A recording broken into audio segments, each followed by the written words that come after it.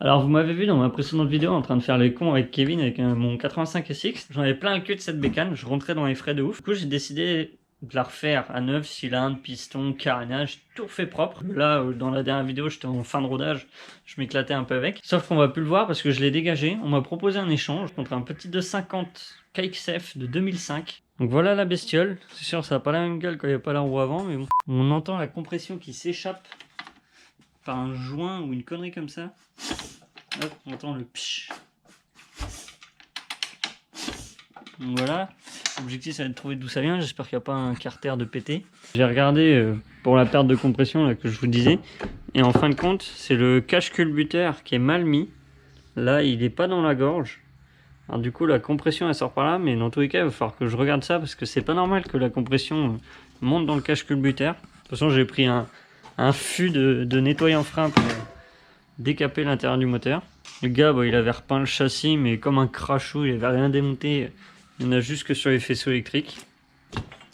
Et là-dedans, j'ai un jeu de malade. De toute façon, tout est rouillé.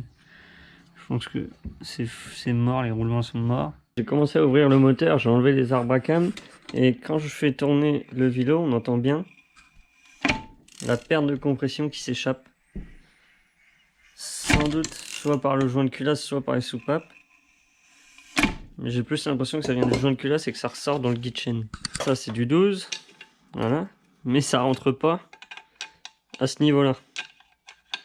Donc j'ai dû meuler une douille pour que ça rentre. Nickel. Voilà l'état du piston. Donc ça il a l'air de prendre de l'huile par contre. Mais les soupapes elles ont l'air propres. On va mettre un peu de diluant dessus pour voir si elles sont fuyardes ou pas.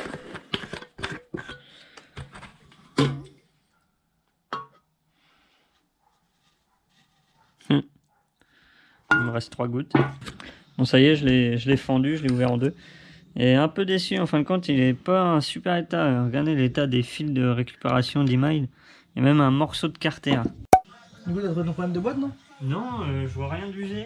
Que dalle, j'ai démonté les fourchettes. Enfin, j'ai pas tout démonté non plus. Ça vient de là derrière, ça vient de ton truc de sélection derrière. Ouais, ça vient du truc. Oula, oula, il y a eu magouille là. T'as vu comment ça a chauffé? Non, surtout que ça a été refait. Il a ressoudé ou... Il a ressoudé. C'est sûr, c'est une boîte 6 qu'ils ont dû mettre sur un autre, sur les nouveaux CRF, les nouveaux KXF. C'est regarde, là en fait, il faut juste changer le barillet. Juste changer le barillet, tu lui fais une languette à côté. Ouais. Sur le lapidaire. T'en as besoin ou pas de la 3? Ça te fait une 6. Besoin de la 3. C'était à la 5. Maman. Le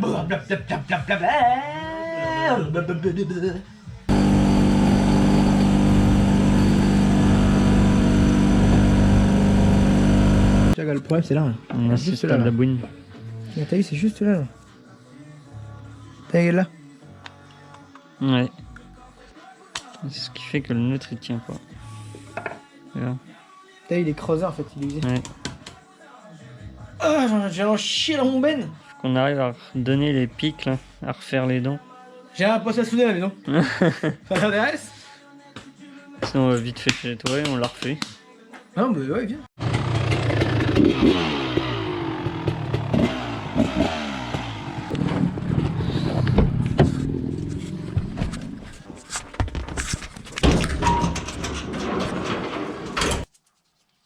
On a la Dremel, on a les embouts. Il nous manque les embouts qui vont dedans. L'adaptateur. L'adaptateur. Au pire, on le scotch. Oh, on court, on colle. C'est un peu moins vite. Ok, on fait 30 000 tours. Tu la mets dans les tours. Comment réparer un problème de boîte? Regardez ça, c'est pas beau ça? Comment réparer un neutre? La petite bague. Elle avait fait toute une gorge en fait, et là en fait elle était aplatie. Et quand il était en premier et qu'il passait le point mort, ça sautait, et puis dès qu'il lâchait en fait l'embrayage, flouc, en gros elle était là, puis flouc, hop, ça remettait en deuxième. Ouais. Donc là en fait, professeur Xixi, professeur Xixi, il nous a fait du grand Mendes, doctorat en bouine, après de fortes études en bouine. Voilà. Ouais, ça bloque quand même carrément mieux. C'est plus mieux que si c'était moins bien. Bon, c'est bon pour le neutre, c'est réparé. C'est un peu de la bouine, mais au moins ça tient. 5e. 4e. 3e. 2e. Neutre. Et voilà le travail. Première. Nickel. Hop. Bon, on va trouver une position pour ça. Ça va pas tenir tout seul. Tiens, toi la chaise. Viens là. Hop. Nickel.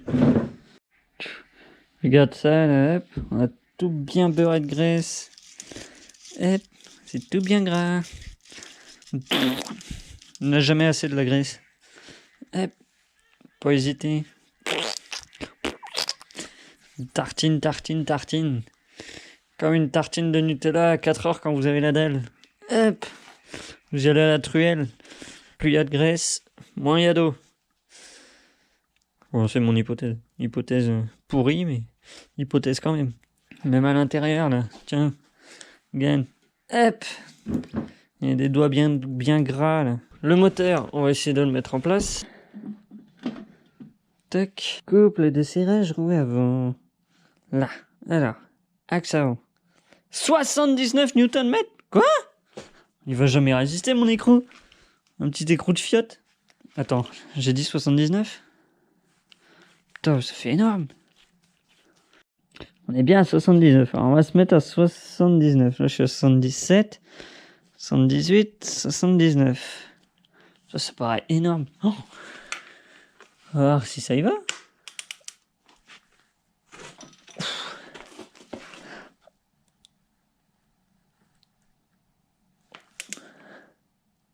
Off. Je crois que j'ai foiré l'écrou. Je crois qu'il tourne dans l'huile. Je vais redesserrer comme un peu. J'ai l'impression de l'avoir foiré. Oh. Ah, j'ai tellement peur de les foirer. Oh, de les péter. D'abord, je chiale, je hurle et je pète un truc. Et ensuite, je répare. Bah voilà. Elle est pas trop mignonne comme ça, en demi-portion. Petite astuce, si vous n'avez pas ce qu'il faut pour monter un roulement à aiguille, utilisez des douilles. Faites bien attention de bien prendre l'extérieur de la pièce et une qui fait pile poil le diamètre du roulement à aiguille. Vous voyez, il est là mon roulement à aiguille. Après, le mieux, c'est qu'il soit le plus froid possible et vous chauffez la pièce extérieure. Ça, la pièce, elle va se dilater. Et lui, le roulement, plus il est froid, plus il va se rétracter. Alors, ça devrait rentrer plus facilement sans trop forcer. C'est pareil, chauffez non plus jamais à rouge. Là, sinon, votre roulement, vous pouvez le balancer à la poubelle. Hop. Ensuite, vous avez juste à mettre ça dans un étau et à forcer. Et ça rentre tout seul. Voilà, on est plus sur du 98 Nm. Alors, autant vous dire que je risque de me casser les bras avant que la vis. Oh. Bah, ça le fait. Nickel. Ça bouge, toujours. Oh là là. C'est beau la mécanique, c'est beau. La tâche rapide, faites bien gaffe de le mettre dans le sens de rotation. Sinon vous allez voir votre chaîne dégarpir pendant que vous roulez. Hop. Oh là là là là. La chaîne dorée, ça fait ressortir mon côté Jackie Momo. Oh. Je kiffe. Vous connaissez la bouine? Bah là on a du rajout de bouine. Avec une rustine, avec un semblant de colle. Oh là là. Un beau jeu du RIT 9. Beau kit de carénage. Tac. Avec le petit kit déco classique Blackbird. On va se mettre tout ça. On va se mettre bien.